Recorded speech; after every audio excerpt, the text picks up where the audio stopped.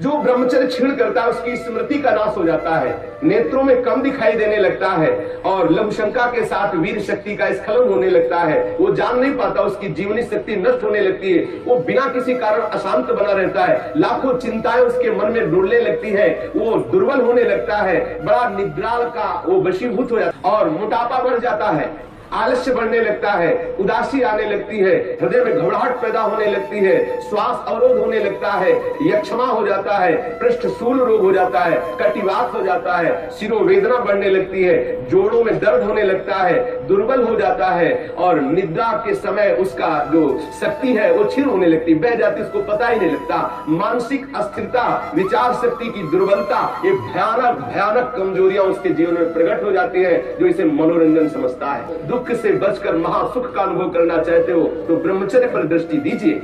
ये प्राणों की पूर्ण शक्ति है, जीवनी शक्ति है, इसे व्यर्थ में नष्ट मत करो, सावधान हो।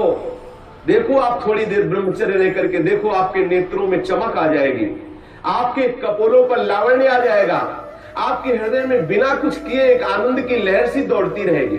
थोड़े दिन रह के देखो। कुछ दिन ब्रह्मचर्य रहने पे कष्ट का अनुभव होता है, जब अंदर वासना होती है ना, वो प्रेरित करती है। जैसे जैसे ब्रह्मचर्य बढ़ता वैसे वैसे अंदर आह्लाद होता है, तो हम आह्लाद को नहीं सह पाते, तो लगता है कि यदि ब्रह्मचर्य क्षीण हो जाए तो मुझे सुख मिलेगा, ऐसा लगता है। यदि सत्संग हो और भजन पूर्वक हम जीवन व्यतीत करें, सदाचार पूर्वक भोजन शुद्ध हो, तो कुछ ही महीने में वो ब्रह्मचर्य जब पकने लगता, थोड़ा सा आनंद अनुभव होते, सहने लगता। पहले तो थोड़ा कष्ट होता है। अगर 1 वर्ष ठीक ब्रह्मचर्य रह जाए और कुसंग ना हो तो इतना आनंद उसको अनुभव होने लगेगा, देखेगा नहीं इसी नारकी खेलों की तरफ, पर कुसंग ना होने पावे। यदि आप अपनी इंद्रियों को नियंत्रित नहीं किए, आपने अपने को संयम में नहीं रखा, तो सबसे बड़ी मूर्खता कर रहे हो।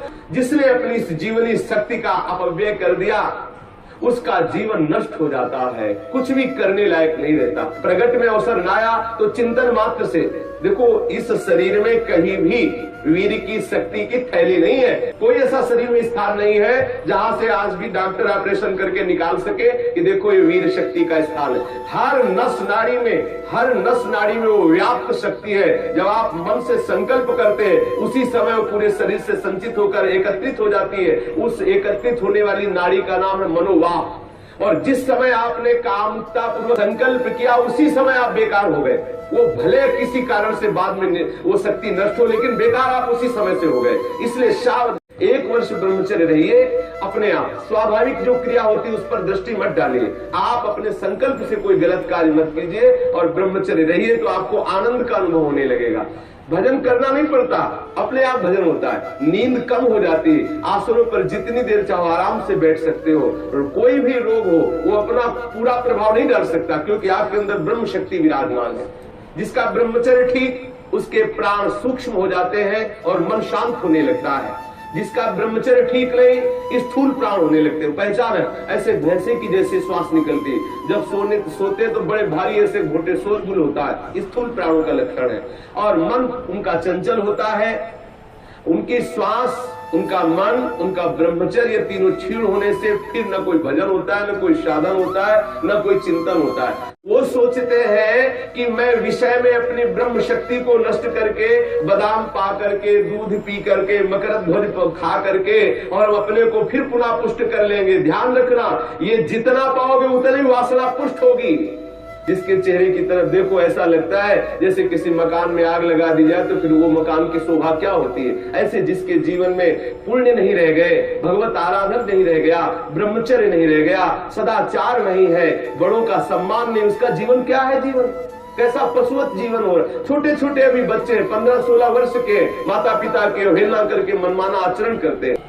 ये जो ब्रह्मचर्य, इस पर विशेष ध्यान दिया जाए। जिस वीर शक्ति से ऐसे सुंदर संतान की उत्पत्ति होती है, उसी वीर शक्ति को आप मनोरंजन में नष्ट कर रहे हैं। ये हत्या है, हत्या। शास्त्र वर्णन करते हैं, आपको भोगना पड़ेगा उसका दंड। जैसे माताओं के गर्भ में पलते हुए शिशु को गर्भ हत्या जैसे पाप कर देती है, ऐसे पुरुषों को सावधान रहना चाहिए। संतानोत्पत्ति के निमित्त से किया गया ब्रह्मचर्य खंडित भगवत उपासना माना जाएगा, और अपनी वासना से प्रेरित होकर ब्रह्मचर्य नष्ट करना या अन्य उपायों से ब्रह्मचर्य नष्ट करना वो हत्या में लिखा जाएगा। इसीलिए अंतःकरण मलिन हो जाता है और भगवत भजन का केवल वो एक क्रिया मात्र होने लगता है, आनंद का अनुभव नहीं होता। यदि भगवत प्रेम प्राप्त करना है, भगवत भक्ति प्राप्त करना है, तो आप अपनी इस जीवनी शक्ति की रक्षा कीजिए।